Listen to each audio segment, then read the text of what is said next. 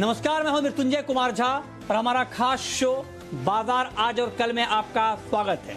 इस खास शो में हम आपको बताते हैं आज का मार्केट का पूरा एक्शन और साथ ही कल का बाजार कैसा रहने वाला है, कल आपको कहां पर कमाई के मौके मिलने वाले हैं, ये हम आपको बताते हैं। तो आज आपकी तैयारी कराने के लिए हमारे साथ हैं जी बिजनेस के मैनेजिंग एडिटर अनिल सिंघवी।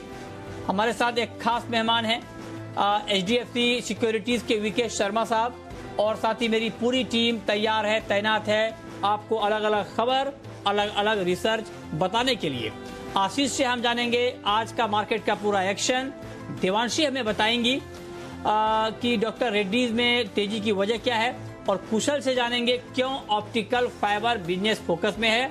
ब्रजेश से जानेंगे लिंडे इंडिया के लिए बड़ी खबर, और वरुण से जानेंगे वोडाफोन आइडिया में बुल वर्सेस बियर। ये सारी बातें होंगी, लेकिन सबसे पहले आपको बताते हैं कि आज पूरे दिन शेयर मार्केट में किस तरह का कामकाज हुआ है। तो 1600 के पार बंद होने में कामयाब रहा। बाजार में आज ऑटो, IT, फार्मा और FMCG शेयरों में तेजी रही। आज बाजार का सेंटीमेंट सकारात्मक बना रहा, पॉजिटिव बना रहा। बाजार को फेडरल रिजर्व की बैठक के नतीजों का इंतजार है, जो अमेरिका में चल रही है बैठक। ये नतीजे आज देर रात आएंगे और कल इनका असर आपको शेयर बाजार पर देखने को मिल सकता है। और अब आपको बताते हैं कि आज के बाजार में विदेशी निवेशकों ने और घरेलू निवेशकों ने कितनी खरीदारी या बिकवाली की है। तो FIIs यानी विदेशी संस्थागत निवेशकों ने कैश मार्केट में करीब 265 करोड़ रुपए की खरीदारी की है। वहीं DIIs यानी घरेलू संस्थागत निवेशकों ने 212 करोड़ रुपए की बिकवाली की है।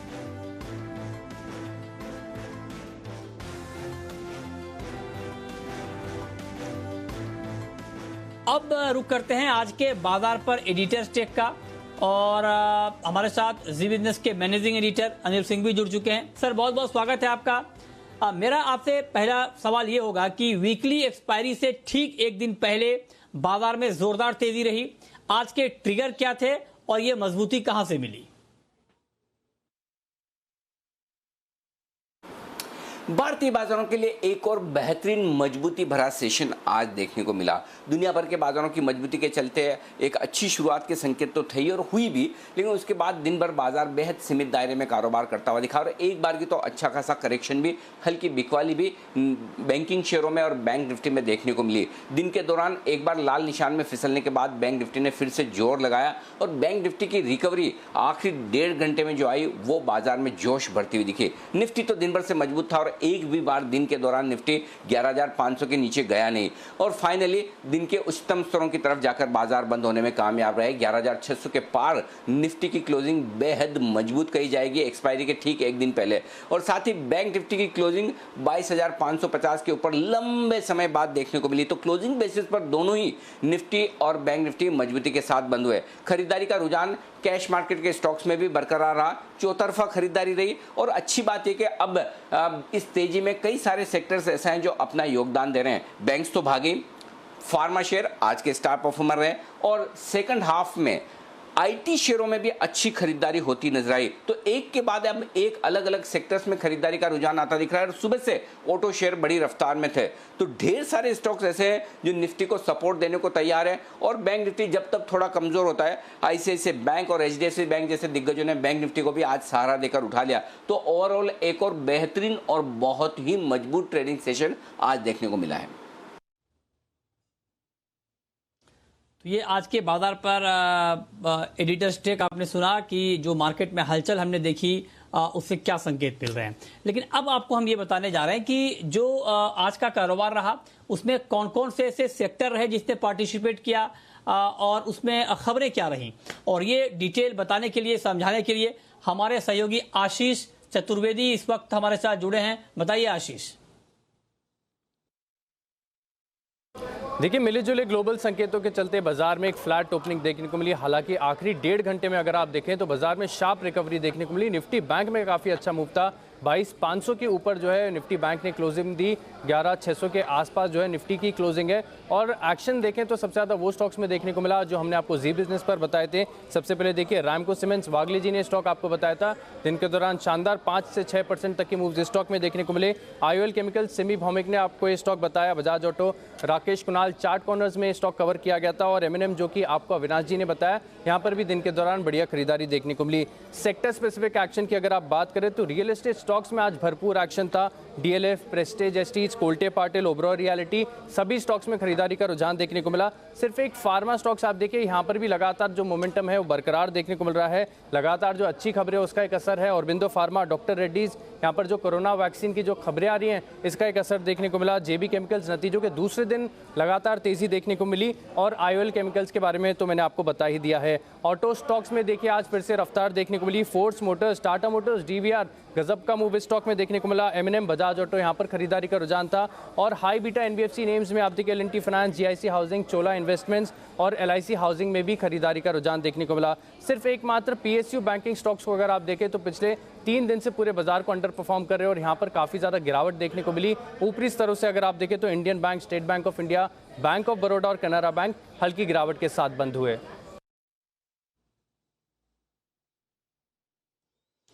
तो ये आज के मार्केट का पूरा एक्शन डिटेल में आशीष ने समझाया। लेकिन अब रुक करते हैं अपने खास मेहमान का। और आज हमारे साथ कार्यक्रम में हैं एचडीएफसी सिक्योरिटीज के वीके शर्मा जी। सर, बहुत बहुत स्वागत है आपका। मेरा पहला सवाल आपसे यही होगा कि एक्सपायरी से ठीक एक दिन पहले बाजार रफ्तार में दिखा है। इस रफ्तार से कल के लिए क्या संकेत मिल रहे हैं, और कल के लिए जो भी संकेत आपको दिख रहे हैं उसके आधार पर कल के लिए कल कौन सा ट्रेड लिया जाए? जी, सबसे पहले आपका सवाल का सीधा जवाब। मार्केट ने जो लास्ट मोमेंट के अंदर जो बैंक निफ्टी ने, जैसा अनिल जी ने बताया, जो तेजी पकड़ी, उसका इंडिकेशन ये है कि कल बैंक निफ्टी आपका अच्छा रहेगा और जो सेटलमेंट है उसके लिए पॉजिटिव है। जहां तक आज के मार्केट का सवाल है या कल अपन क्या लें, उसके लिहाज से अगर एक दिन के लिए कोई ट्रेड करना हो तो जेके लक्ष्मी सीमेंट लास्ट 45 मिनट में एक inverted head and shoulders pattern बना के बाहर निकला है और ये करीब 272 पे क्लोज हुआ। तो मेरा ये मानना है कि आप 266 रुपए का इसमें स्टॉप लॉस रखें और 283 का टारगेट इसके अंदर रहेगा। स्टॉप लॉस को आप ध्यान रखिए, उसको ऊपर बढ़ाते जाइए। दूसरा जो स्टॉक है वो है, बड़ा स्टॉक है इन्फोसिस, और वो है एक सप्ताह के लिए, मतलब पोजिशनल ट्रेड 4-5 दिन की आप देख सकते हैं। तो उसके अंदर 1002 पे जो क्लोजिंग आई वो अभी तक का उसका उच्चतम हाई है और लेवल है, और अब वहां पे स्टॉप लॉस रखा जाए 970 रुपए का और टारगेट इसका 1060 रुपए। तो मेरे ख्याल से ये दोनों ही स्टॉक आपको कल काफी तेजी दिखा सकते हैं। जी, तो ये 2 ट्रेड आपको मिल चुके हैं, एक तो इंट्राडे के लिए और एक पोजिशनल। आगे आपको ऑप्शन का भी बेहतरीन ट्रेड मिलेगा। और लॉन्ग टर्म में आप कहां पर इन्वेस्टमेंट कर सकते हैं लॉन्ग टर्म के लिए, ये भी हमारे एक्सपर्ट आपको बताएंगे। लेकिन फिलहाल रुक कर लेते हैं कुछ और खबरों का। और जिस तरह से मार्केट हमने देखा और 2 कॉल आपको मिली, लेकिन आगे बढ़ते हैं। अब हम बात करते हैं ऑप्टिकल फाइबर को लेकर एक खबर है, और ऑप्टिकल फाइबर बिजनेस फोकस में है। स्टरलाइट टेक्नोलॉजी सहित सभी फाइबर कंपनियों में तेजी रही है। इसके पीछे वजह क्या है, ये डिटेल बताने के लिए, समझाने के लिए हमारे सहयोगी कुशल हमारे साथ जुड़ चुके हैं। कुशल, बताइए। जी, तो पिछले कुछ दिनों में ऑप्टिकल फाइबर से जुड़े हुए जो स्टॉक्स हैं उनमें काफ़ी अच्छी तेज़ी बनती हुई नजर आई है। मिसाल के तौर पर अगर आप देखें तो स्टरलाइट टेक है, यहाँ पर जो अप्रैल महीने में इनके लेवल्स थे उससे 157% की बढ़त है, और साथ ही अगर आप ITI को भी देखें तो 107% का रिटर्न इसने भी दिया है। और ये सब इसलिए क्योंकि जिस हिसाब से सरकार का जो फोकस है ऑप्टिकल फाइबर पर, वो उसकी कनेक्टिविटी बढ़ाने पर, वो काफ़ी ज़्यादा बन रहा है। इनफैक्ट कुछ दिन पहले ही मोदी जी ने कहा था कि अगले 1000 दिनों में जो है वो 6 लाख गाँवों को ब्रॉडबैंड कनेक्टिविटी के साथ जोड़ेंगे और ये ऑप्टिकल फाइबर के जरिए किया जाएगा। तो ये अपने आप में एक काफ़ी बड़ा स्टेटमेंट आया है सरकार की तरफ से। साथ ही डिफेंस और जो ग्रामीण इलाके हैं उनको ब्रॉडबैंड से जोड़ने का काफ़ी बड़ा फोकस जो है अब बना हुआ है। और अगर आप एंटरप्राइजेस की भी बात करें तो काफ़ी सारी कंपनियां जो हैं अब अपना डिजिटल वेव जो है वो कहीं ना कहीं बढ़ा रही हैं और उस फ्रंट पे अपनी इन्वेस्टमेंट्स कर रही हैं। खासकर फाइबर से जुड़े हुई जो भी इन्वेस्टमेंट्स है वहाँ पर कंपनियों का ज़्यादा फोकस बनता हुआ नज़र आ रहा है।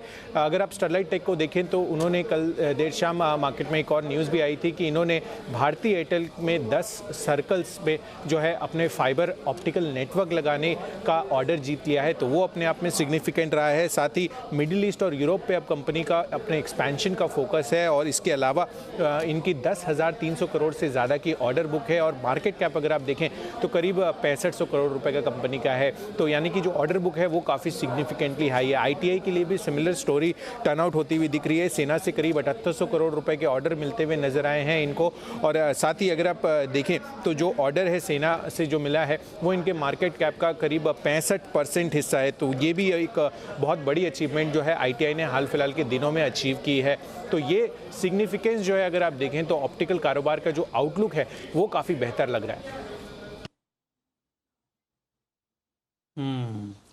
तो कुशल ने डिटेल में बताया कि आखिर तेजी क्यों रही है, लेकिन अब शर्मा जी मैं आपसे जानना चाहता हूं जिस खबर के दम पर ये तेजी रही, जो बात कुशल ने बताई, मैं आपसे ये समझना चाहता हूं कि स्टरलाइट टेक में जो तेजी जितनी आनी थी इन खबरों के दम पर, क्या वो आ चुकी है या अभी और तेजी आ सकती है? आपको क्या आउटलुक लगता है? मैं समझता हूं कि इसके अंदर अभी भी जो आउटलुक है वो कोई आज आपने पहले आउटलुक दिया और आज समाप्त हो गया, ऐसा बिल्कुल नहीं है। एक जो मोमेंटम है वो चलता रहेगा और ये जो प्रक्रिया है ये भी जारी रहेगी और उसके बाद में भी ये कंपनियां अच्छी करती रहेंगी। तो इस वक्त जो मोमेंटम है मार्केट्स के अंदर, अभी तो श्राद्ध का महीना चल रहा है पर कल आखिरी श्राद्ध है, उसके बाद में मार्केट और थोड़े बेहतर हो सकते हैं। कुछ लोग जो दूर बैठे हैं वो शायद वापस ट्रेडिंग में आए। तो मैं समझता हूं कि ये मोमेंटम और जोर पकड़ेगा अगले सप्ताह। तो इसमें निर्भय होकर आप जो इन्वेस्ट कर सकते हैं और जो ट्रेडिंग है वो अपना स्टॉप लॉस के जरिए करते रहें। ओके, ये राय शर्मा जी की, इस पर आप नजर रख सकते हैं। लेकिन आगे बढ़ते हैं। लिंडे इंडिया को लेकर एक बड़ी खबर आई है और ये बड़ी एक्सक्लूसिव खबर बताने के लिए हमारे सहयोगी ब्रजेश कुमार हमारे साथ जुड़ रहे हैं। ब्रजेश, बताइए क्या खबर है? ऑक्सीजन सप्लाई करने वाली जो कंपनियां हैं उनके लिए काफ़ी बड़ी बिजनेस अपॉर्चुनिटी इस माहौल में पैदा हो रही है। देश भर में देखा जा रहा है कि ऑक्सीजन की किल्लत की खबरें आ रही हैं। ऐसे में केंद्र सरकार और राज्य सरकारों के बीच में भी बैठक हुई है और केंद्र सरकार ने राज्यों से कहा है कि वो जो ऑक्सीजन सप्लाई करने वाली कंपनियां हैं उनके साथ लंबी मियाद के कॉन्ट्रैक्ट करें, उनका अगर कोई बकाया है तो उसको भी पेमेंट करें। साथ ही ऑक्सीजन सप्लाई करने वाली कंपनियों के लिए किसी भी तरह की बिजली की सप्लाई में या किसी और तरह की कोई भी दिक्कत नहीं आने दें। तो कुल मिलाकर के राज्य और केंद्र सरकार भी ऑक्सीजन सप्लाई करने वाली कंपनियां जो हैं उनके लिए एक बेहतर माहौल बना रहे हैं। साथ ही भारी डिमांड की स्थिति जो है वो बनी हुई है। ऐसे में जो कंपनियां ऑक्सीजन या उससे जुड़े ऑक्सीजन सप्लाई या उससे जुड़े कामकाज में हैं उनके लिए एक बेहतर मौका जो है बिजनेस का वो उभर कर आ रहा है। अगर मांग की स्थिति को देखें तो इसी साल मार्च में जहां करीब 750 टन रोजाना मेडिकल ऑक्सीजन का प्रोडक्शन होता था, वही अब जो है सितंबर में करीब जो है 2700 टन रोजाना के स्थिति में पहुंच गया है और जो मांग है मौजूदा वो करीब 2800 टन रोजाना की है। तो कुल मिलाकर मांग की भरपूर स्थिति है और जिस हिसाब से कोरोना के मरीजों की संख्या बढ़ रही है देश में, माना जा रहा है कि आने वाले समय में ऑक्सीजन की जो सप्लाई है उसकी और ज्यादा मांग पैदा होगी। चलिए, बहुत शुक्रिया ब्रजेश आपका इस पूरी डिटेल खबर के लिए। अब रुक करते हैं हमारी खास पेशकश का, शर्मा जी के ऑप्शन का।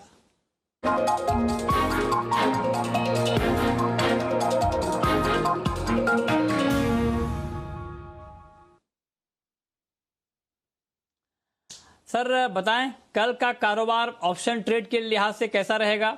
और चूंकि कल एक्सपायरी भी है तो ऑप्शन में कहां पर ट्रेड लेना ठीक रहेगा? आपके पास दूसरे स्पेशलिस्ट हैं जो आपको निफ्टी और बैंक निफ्टी में बताते रहेंगे और वो आएंगे भी, अभी प्रकट होंगे थोड़ी देर में। तो मेरे हिसाब से मैं इंडिविजुअल स्टॉक में दूंगा जिनका वीकली सेटलमेंट से कोई लेना देना नहीं है। लेकिन इसके अंदर दो स्टॉक हैं, एक है सिप्ला और दूसरा है यूनाइटेड स्पिरिट्स, जिसको लोग मैकडोवेल के नाम से भी जानते हैं, वो उसका सिंबल आता है एनएससी पे। तो सबसे पहले सिप्ला को लेते हैं। तो सिप्ला एक अच्छी खासी इसने बढ़त आज ली है सारे फार्मा स्टॉक्स के साथ साथ। तो 760 रुपए का कॉल आप ले सकते हैं, करीब 17 रुपए 40 पैसे पे वहाँ क्लोजिंग थी, उसके आसपास लीजिए। 13 रुपए का स्टॉप लॉस रखिए और आपका टारगेट रहेगा 27 रुपए।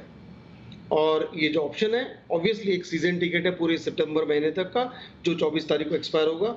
तो इसको आप चाहें तो पूरे दिनों चलने दे सकते हैं, लेकिन ध्यान रखना चाहिए अभी आपको ये देखते हुए कि ये टाइम वैल्यू जल्दी जल्दी इसकी जाएगी। तो अगर 3 दिन में आपका नहीं हो आर या पार तो आप निकल जाइएगा। यूनाइटेड स्पिरिट्स एक ऐसा स्टॉक है जिसने अच्छी खासी गिरावट देखी है, इस बात को लेके कि जो भी प्रदेश ऐसा होता है जिसको पैसे चाहिए इसके ऊपर ड्यूटी लगा देता है। तो अब उस दृष्टि से ये अब लगा है कि इसमें जो सेलिंग है वो पीक आउट हो चुकी है और यहाँ से बढ़ना शुरू हो सकता है। तो 550 रुपए की कॉल यूनाइटेड स्पिरिट्स के अंदर 15 रुपए 40 पैसे पे ली जा सकती है। स्टॉप लॉस रहेगा 11 रुपए और टारगेट यहाँ का 24 रुपए। जय हिंद मैं अक्सर बोलता हूँ, इसके बाद तो अभी भी जय हिंद। आप तो बने रहेंगे सर। हाँ, और अब वक्त है ये जानने का कि कल के बाजार में आपकी स्ट्रेटजी क्या होनी चाहिए, और ये बताने के लिए जी बिजनेस के मैनेजिंग एडिटर अनिल सिंह भी हमारे साथ हैं। अनिल जी, कल वीकली वायदा की एक्सपायरी है, ऐसे में क्या स्ट्रेटजी होनी चाहिए? निफ्टी और निफ्टी बैंक में अहम लेवल्स क्या होंगे? कल सुबह जब भारतीय बाजार अपनी शुरुआत करेंगे तो ढेर सारे ट्रिगर्स आपके लिए होंगे सामने। सबसे पहले तो अमेरिका से, जहां पर एक मजबूत ट्रेडिंग सेशन होने की आज उम्मीद है, क्योंकि भारतीय बाजार जब बंद हुए तब नैस्डैक और डाउ के फ्यूचर्स आधा % मजबूत ट्रेड कर रहे थे। डाउ फ्यूचर्स 125 अंक ऊपर थे और फेड की मीटिंग आज से शुरू होने वाली है, तो वहां के संकेत बेहद अहमियत वाले होंगे। लेकिन इसके अलावा भारत और चीन के बीच जो सीमा पर तनाव चल रहा है उसको लेकर अगर किसी भी तरह के डेवलपमेंट होते हैं, पॉजिटिव या नेगेटिव, वो भी बाजार के सेंटीमेंट पर अपना असर डालेंगे। लेकिन इसके साथ ही एक और बड़ा ट्रिगर कल के लिए होगा, वो है हफ्ते की एक्सपायरी। जी हाँ, कल वायदा कारोबार की एक्सपायरी भी होने वाली है और उस एक्सपायरी के दिन उससे ठीक पहले आज बाजार बेहद मजबूती के साथ बंद होने में कामयाब रहे, तो एक्सपायरी का एक्शन भी भरपूर रहेगा। तो इन 3 ट्रिगर्स के बीच में जो इमीडिएटली बाजार के लिए बड़ा सपोर्ट बनकर आ रहा है निफ्टी पर, वो है 11,450 11,500। ये मजबूत सपोर्ट जोन है और ऊपरी स्तरों पर 11,650 से 11,800 की रेंज के लिए बाजार खुलता हुआ नजर आ रहा है। ये 150 पॉइंट की रेंज में कहीं कहीं जाकर रुकेगा। जहां तक बैंक निफ्टी का सवाल है, आज भी हम कह रहे थे कि 22,100 22,300 बेहद मजबूत ब्लाइंड बाय जोन है। अब वो कल भी इसी रेंज पर काम करेगा। 22,450 तुरंत सपोर्ट है, लेकिन 22,200 22,300 की रेंज में बैंक निफ्टी खरीदारी का काम करेगा। और ऊपरी स्टोर पर देखते हैं 22,850 को पार किया तो फिर 22,950 और 23,050 तक की भी बैंक निफ्टी की ऊपर की तैयारी बनती हुई दिख सकती है। तो एक्शन भरपूर रहने वाला है। ग्लोबल संकेत बेहतर है, खरीदारी का रुझान है, तकनीकी तौर पर बाजार चार्ट्स पर बेहद मजबूत है। अगर कोई खबर ना आए बुरी तो बाजार यहां से और तेज दौड़ लगाने को तैयार है। अगर अमेरिकी बाजार सुस्त भी रहे तब भी भारतीय बाजारों को ज़्यादा फर्क नहीं पड़ना। हाँ, चीन के साथ तनाव ना बढ़े, बस बाजार के लिए उतना काफ़ी है और उसके दम पर एक मजबूत एक्सपायरी आपको देखने को कल भी मिल सकती है। बहुत शुक्रिया सर आपका कल के लिए ये स्ट्रेटजी बताने के लिए। लेकिन अब वक्त है ये जानने का कि कल आपको ऑप्शन में और कहां पर ट्रेड का मौका मिल सकता है, और ये बताने के लिए हमारे साथ हैं नितिन मुरारका एसएमसी ग्लोबल के।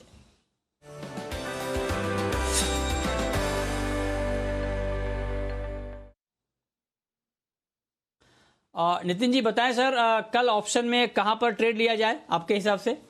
देखिए, जैसा अनिल जी ने बताया कि ओवरऑल सेटअप डेटा सारा तेजी का है, तो हम कॉल ऑप्शन लेंगे, बट कॉल ऑप्शन थोड़ा डिप पे लेंगे। 11,600 की कॉल ऑप्शन पे टारगेट रखना चाहिए, जिसकी प्राइस क्लोजिंग 35-36 है, बट ये डिप में मिल सकती है आपको 20 रुपए के आसपास लेने की रिकमेंडेशन होगी। बाय ऑन डिप, अगर डिप मिलती है तो लेंगे।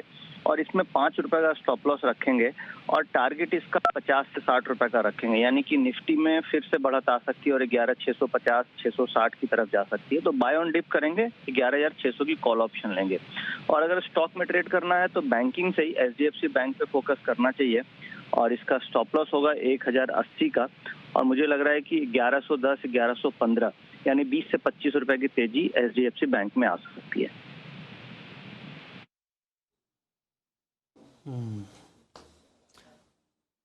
ठीक है, तो ये आपने बताया कि ऑप्शन में कहां पर ट्रेड लेना ठीक रहेगा। अब शर्मा जी आपसे आखिरी सवाल सर, लंबे समय के निवेशकों को इस बाजार में कहां पर पैसा लगाना चाहिए? जी, बहुत ही उपयुक्त सवाल है। पहली बात ये बता दें कि जो हमने शॉर्ट टर्म में जो स्टॉक बताए हैं वीक के लिए इन्फोसिस, वो लंबी अवधि के लिए भी अच्छा है और जेके सीमेंट भी अच्छा है। तो इसमें ऐसा कोई प्रक्रिया नहीं कि इस सेगमेंट में आएगा वही अच्छा है, और ये आवश्यक नहीं कि जो इस सेगमेंट में मैं अभी जो स्टॉक बोलूंगा उसको आपको साल भर रखना ही है। मैं समझता हूं कि इन बाजारों के अंदर भले ही मैं टारगेट बोलूं कि 14-15% ऊपर है, आपको 7-8% मिले उसको जेब में रखिए, आगे बढ़िए। बहुत सारी कॉल्स आपको जी बिजनेस में मिलती रहती हैं। तो अभी जो मैं इन्वेस्टमेंट कॉल लेके आया हूं वो इस वक्त का इसी वक्त का तगाजा है उनको, और वो है स्पेशलिटी केमिकल्स की कंपनी बालाजी अमाइंस। तो इसकी जो अर्निंग्स हैं अभी 2020 के अंदर 30 रुपए की अर्निंग्स थी और 2023 के अंदर ये अर्निंग डबल हो जाएगी, करीब 59-60 रुपए होने वाली है। तो 3 साल के अंदर जो 25% सालाना दर से इसकी जो अर्निंग यानी EPS बढ़ेगी, उसकी वजह से मैं समझता हूँ कि स्टॉक भी अच्छी प्रगति करेगा। लेकिन आने वाले 6 से 9 महीने के लिए मेरा जो टारगेट है इसका, वो अभी जो स्टॉक कोट करता है 857 पे, उसका टारगेट है करीब 980 रुपए, जो यहाँ से करीब 14% ऊपर है। ये कंपनी इंपोर्ट सब्स्टिट्यूट जो प्रोडक्ट हैं स्पेशलिटी केमिकल्स में, उनको बनाने वाली है और शुरू है उसका बनाना। और ये जितना भी हम इंपोर्ट करते हैं 30,000 टन उस केमिकल का, उसका ये प्लांट रख रहे हैं। तो ये इंपोर्ट सब्स्टिट्यूट है। उसी दूसरी तरफ और जो जरूरी केमिकल हैं तो उनके अंदर भी अपना कैपेसिटी इंक्रीज कर रहे हैं सही समय पर, और जिससे कि जब ये मार्केट जो आगे 2 सालों के लिए बढ़ेगा उसके लिए कंपनी पूरी तरह से तैयार है। तो ये एक एसेंशियली ये जो केमिकल्स यूज होते हैं, एक आधे से ज़्यादा तक फार्मास्यूटिकल में यूज होते हैं, 25% जैसे यूज होते हैं आपके केमिकल्स एग्रो केमिकल्स के अंदर, और बाकी पेंट और अन्य चीज़ें हो गई। तो इसका जमाना है और ये स्टॉक पे करंट भाव पे आप ले सकते हैं। इसका मतलब ये नहीं कि अगर स्टॉक गिरे तो आप नीचे और ऐड न करें, वो भी कर सकते हैं। जी, बहुत शुक्रिया सर, डिटेल में लॉन्ग टर्म का ये निवेश समझाने के लिए, बताने के लिए। और नितिन जी आपका भी बहुत बहुत शुक्रिया ऑप्शन का ट्रेड बताने के लिए, और साथ ही मेरी टीम का भी शुक्रिया बताने के लिए कि आज के मार्केट में महत्वपूर्ण खबरें कौन कौन सी रहीं और कल का बाजार कैसा रहने वाला है। तो फिलहाल इस बुलेटिन में इतना ही।